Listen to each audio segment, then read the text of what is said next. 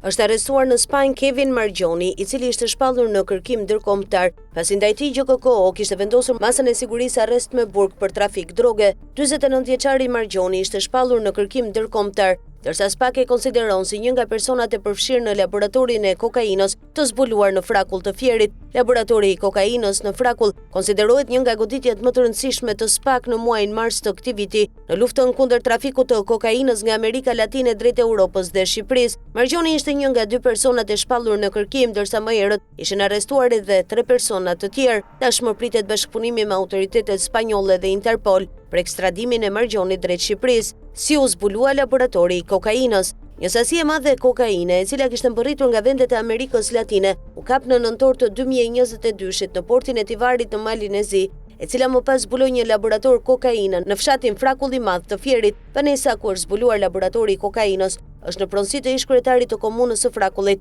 Viktor Çervanaku. Për kokainën që përpunoi në banesën e Çervanakut, kujdesej një tjetër person, pasi vetë Viktor Çervanaku jetonte në Tiranë. Kokaina, e cila ishte e fshirur në 400 kg thas me ple kimik, është mbajtur në vëzhgim për zbuluar edhe destinacionin se ku do të shkonte. Operacioni, i cili u zhvillua nga DEA amerikane në bashkëpunim me SPAK dhe policinë malazeze, është mbajtur i fshehur dhe janë vëzhguar thasët me ple kimik, ku ishte e fshehur edhe kokaina, të cilat janë marrë nga porti i Tivarit dhe janë dërguar në fshatin Frakull i Madh në Fier. Në total u arrestuan 15 persona dhe 4 prej tyre u kapën në Tiranë me pistoleta dhe kalashnikov. Ata u arrestuan pasi dolën në përgjime dhe po mbaheshin në vëzhgim. U sekuestruan edhe armë, 2 kalashnikov, një shotgun dhe një çifte. Në burg apeli i GKK ka lënë në fuqi vendimin e gjykatës së posaçme të shkallës së parë për të lënë në burg 5 personat e akuzuar për laboratorin e drogës në Frakull të Fierit: Bledar Matoshin, Redion Meshin, Julian Malajn, Ergji Ferhatin dhe Klajdi Vrionin Kodrën.